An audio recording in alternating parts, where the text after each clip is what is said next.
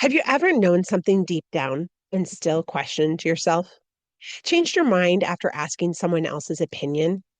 Felt something wasn't right, but stayed anyway? That's not because you're disconnected from your intuition. It's because at some point you were taught not to trust yourself, even when your intuition was speaking to you. Welcome to And She Remembers, the podcast where women reconnect with their intuition, reclaim their power, and remember who they truly are. Today, we're going deeper. In a previous episode, we talked about conditioning, the layers that shape who we think we are, the beliefs we've picked up, and the roles we've learned to play, the ways we've adapted. But today, this isn't just about what the conditioning is. Today is about why it exists, and more specifically, why so many women are taught not to trust themselves in the first place. I find it very interesting that in the wild, mothers trust their instincts in nurturing their young, in knowing when and what to hunt, when to rest. It's respected.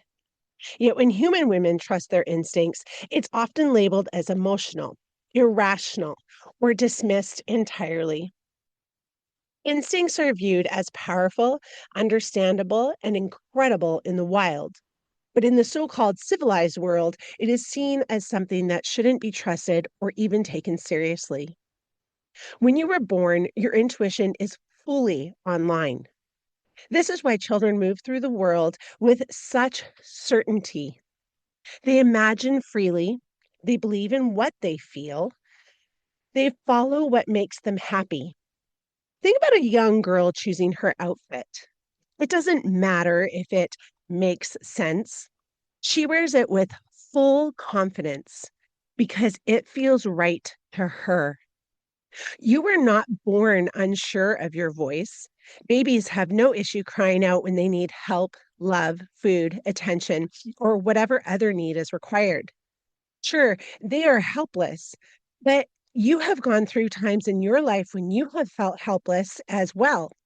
Yet, how often do you speak that truth? When you know the answer to a particular work or life issue someone else is experiencing, how often do you share it? You might say, if I'm around those I love and trust, I would. You have far fewer reasons to silence your voice than you've been led to believe. I want to be clear about something here. This doesn't mean you have to say everything in every moment, no matter what. This isn't about forcing your voice. It's about not abandoning yourself. There's a difference between silencing your voice out of fear and choosing when, where, and how to use it from a place of self trust. Because the real self trust isn't loud all the time, it's intentional. And that's something many women were never taught. When you were born, you knew, you felt, you responded, you trusted. Yet somewhere along the way, that changed. For most of us, the shift from trusting your intuition to fear happened when you were a child. Look back for a moment to when you were a child. You felt things deeply, you noticed energy. Think about this for a moment. Did you ever walk into a room as a child and immediately felt like something was off?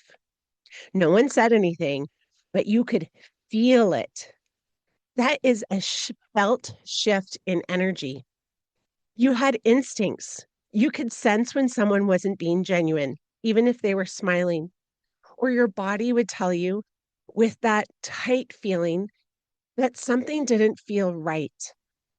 That wasn't imagination. That was awareness. That was intuition.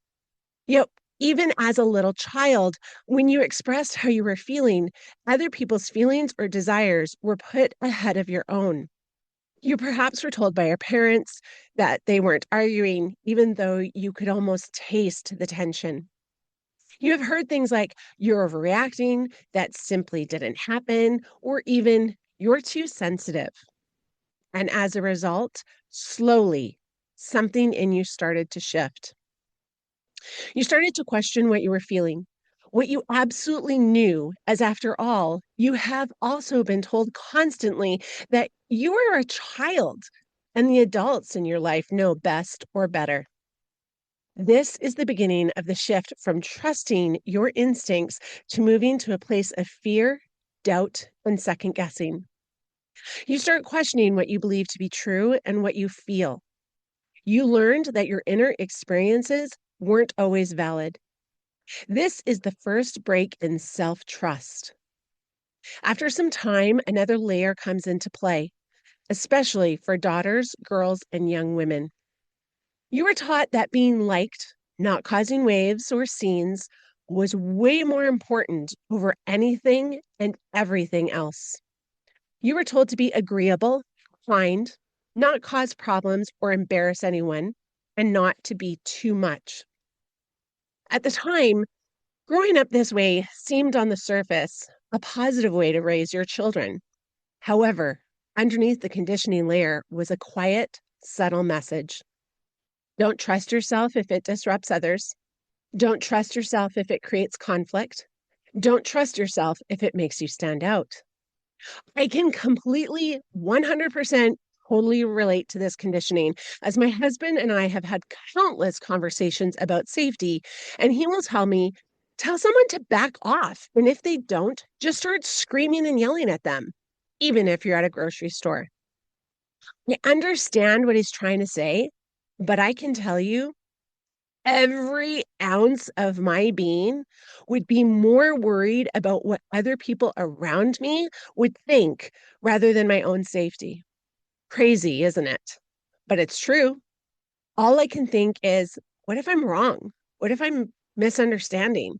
What if I misunderstood? And what if other people around me don't think it's that big of a deal?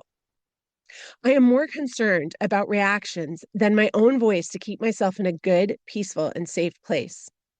Trust me, I'm working on this all the time, but the conditioning runs deep. As a result of this conditioning, what do you do instead? You learn to read the room, to adjust, put yourself and your needs aside, make yourself small.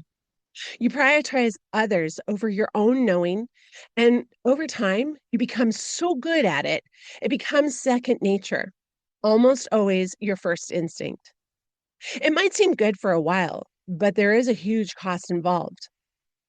Life will over time reinforce putting your own wisdom aside in the shape of teachers, parents, doctors, and experts.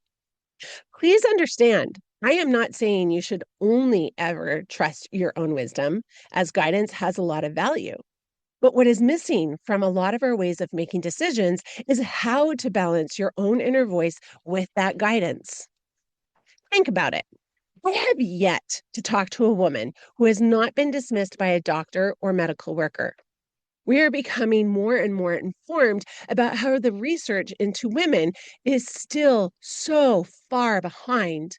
And yet when a woman will go to a doctor about a concern or issue, if you fall into the so-called normal range, you are told there is nothing wrong with you.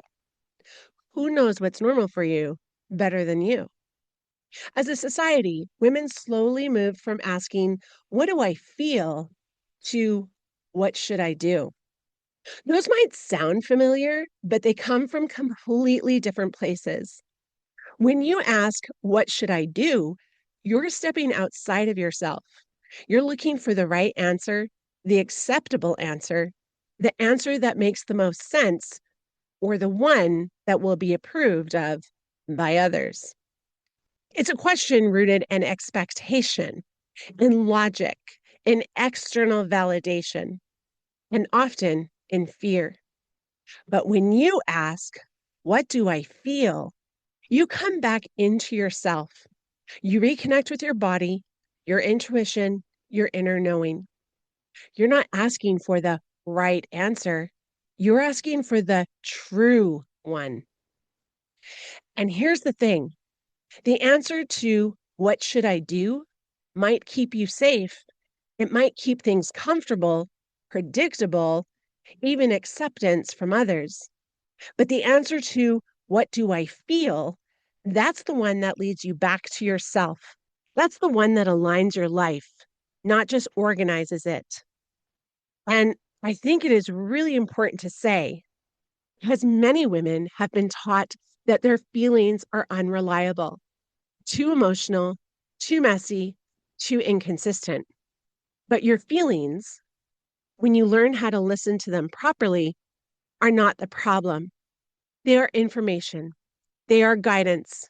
They are your body and your intuition communicating with you in real time.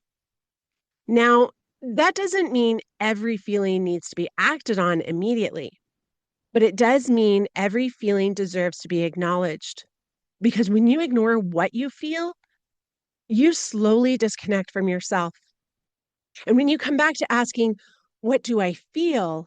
You begin rebuilding that connection. You begin rebuilding trust. And that's where everything starts to change. What should I do will give you a life that looks right. What do I feel will lead you to a life that feels right. But here's where it can get tricky. Because even when you start to come back to what you feel, there's often something that shows up almost immediately: fear, doubt, second guessing. This is another really important piece of the puzzle because it's not just that you were taught not to trust yourself, it's that when you do start to trust yourself, something inside you tries to pull you back. This is where fear and self doubt really take hold. Because there are moments in your life where you did trust yourself and it didn't go the way you expected. However, instead of learning this shift is part of the process and deepening your trust, you learned, I shouldn't trust myself. Sadly, this can be reinforced by people around us that love us. They can comment, I knew this wouldn't work out, or something else to affirm their limiting belief that they know best. It's important that you don't automatically accept other people's viewpoints as your truth. The key here is to remember what else you have learned about intuition. Your soul and the universe can see so much further ahead. So, what might look like failure or a wrong turn generally ends up being a blessing in disguise. Here's an example for you. Last year in 2025, my husband and I decided we were going to move to Ireland in April of 2026. At the time, the date felt right, felt good, and completely possible. Well, the closer we got to April, the more we realized we were not going to be booking our plane tickets anytime soon. I was a little disappointed, but I also know by now to trust. In March, we were informed my father in law had 6 to 8 months to live. Sadly, he passed after 3 weeks. To say we were heartbroken feels like an understatement. Now, looking back, I'm grateful for the universe saying April is not the month. I cannot imagine navigating the loss, the funeral, and trying to uproot our lives to a new country again. It would have been way too much. Trusting your instincts is also knowing and trusting your goals and dreams.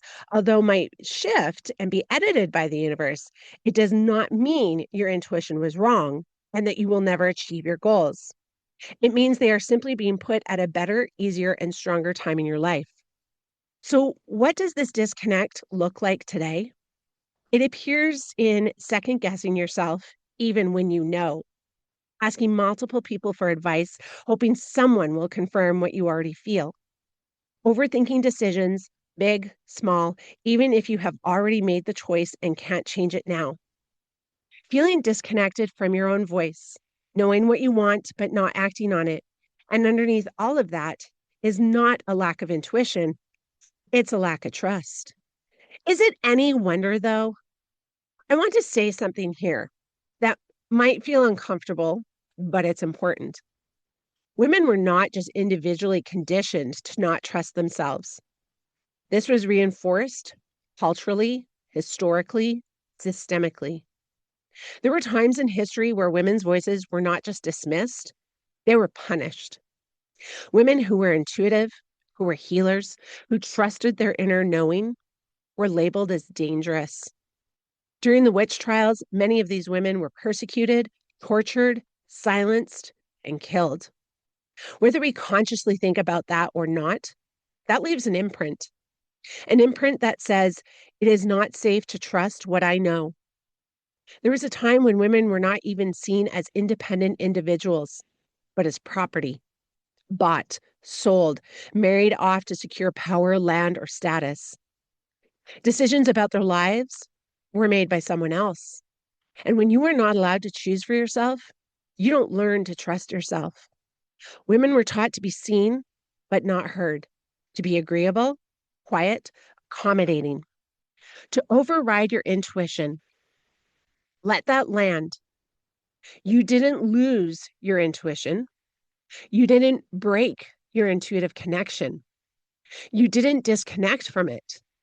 You adapted away from it. And what can be learned can be unlearned. So, how do you begin to come back to yourself?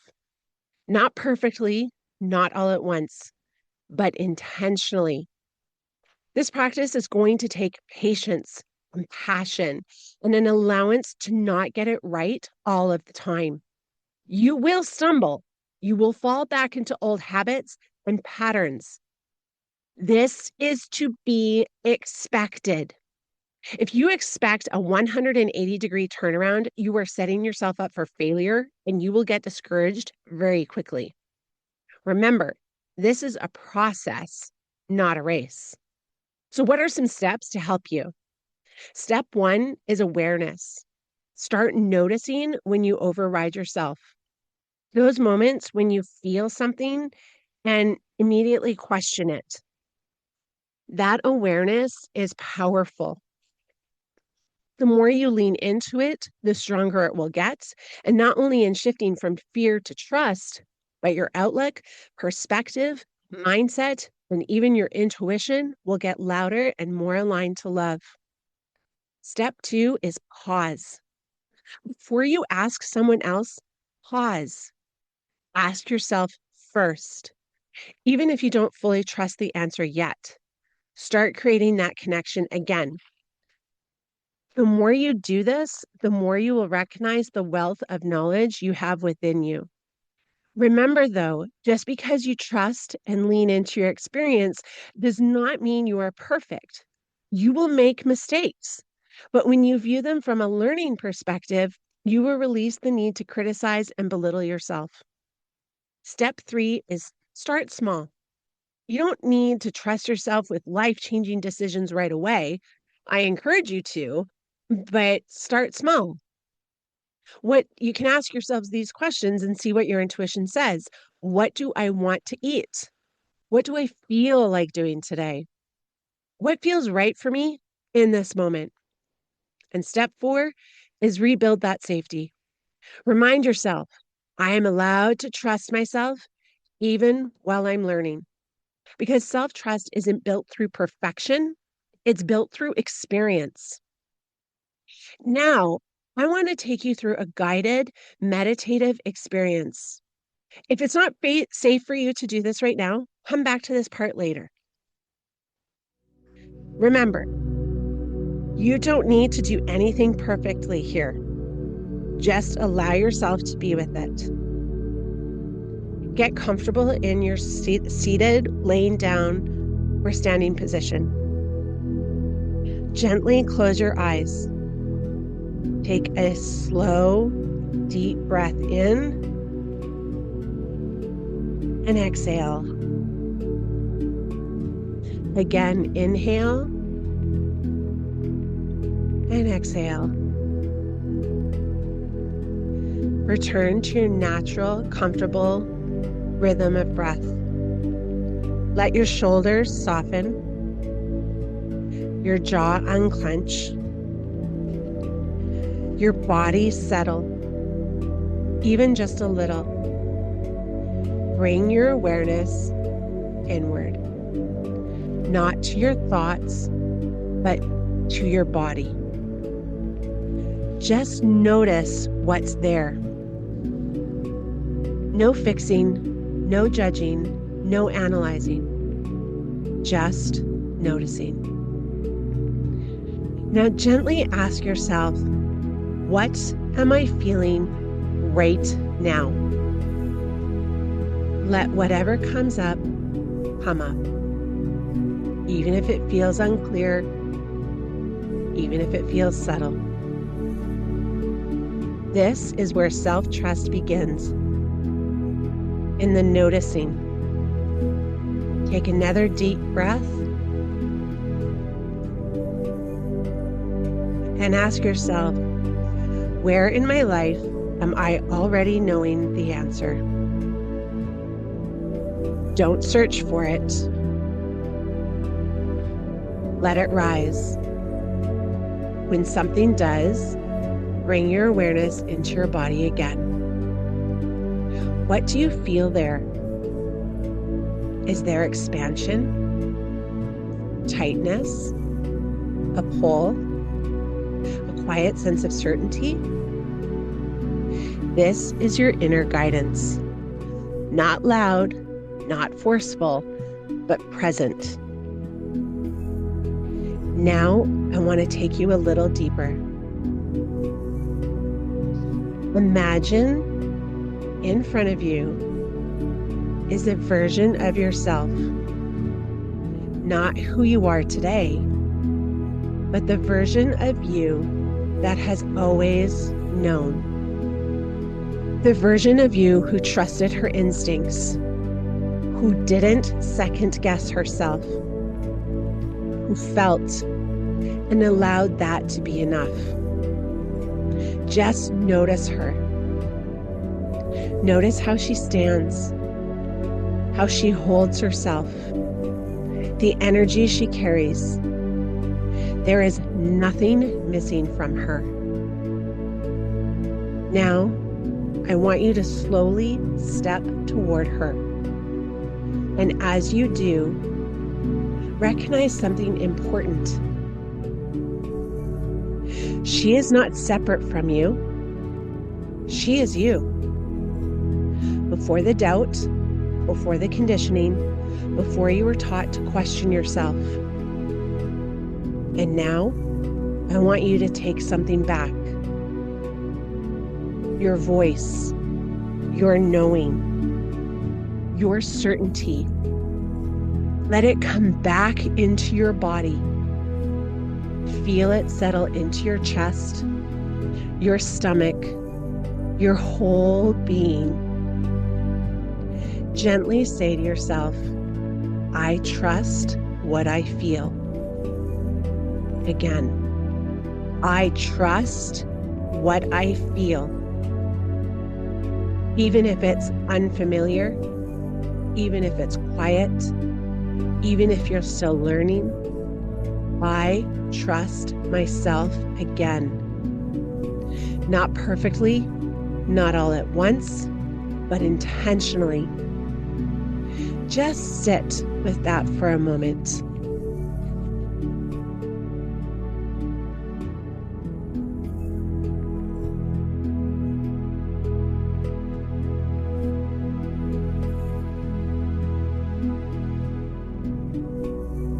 Notice what's shifted, even slightly.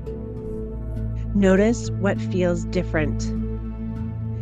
This is what self-trust feels like in your body.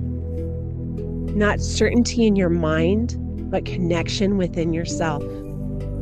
Take one more deep breath in and exhale. When you're ready, gently come back. Take a moment before you move on.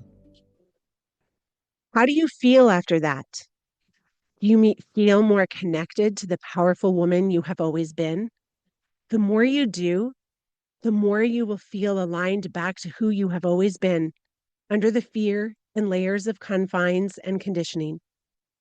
I'm honored to have shared that experience with you. If you take one thing from this episode, let it be this. There is nothing wrong with your ability to trust yourself. The reason you struggle to trust yourself is not because you're broken. It's because you were taught to question your own voice. What was taught can be undone. You are allowed to take your voice back. You are allowed to trust yourself again. And this is where everything begins to change. This is the work I do with women, helping them reconnect to that voice and trust it again. You don't have to do this alone. If you're feeling called to go deeper, to truly align with your intuition and start creating the life you know is possible for you, I would love to support you in that. You can reach out to me anytime and we can explore what that could look like for you. If this resonated with you, I would love to hear what came up for you, what you released, and any aha moments of alignment that you experienced. Thank you for joining me.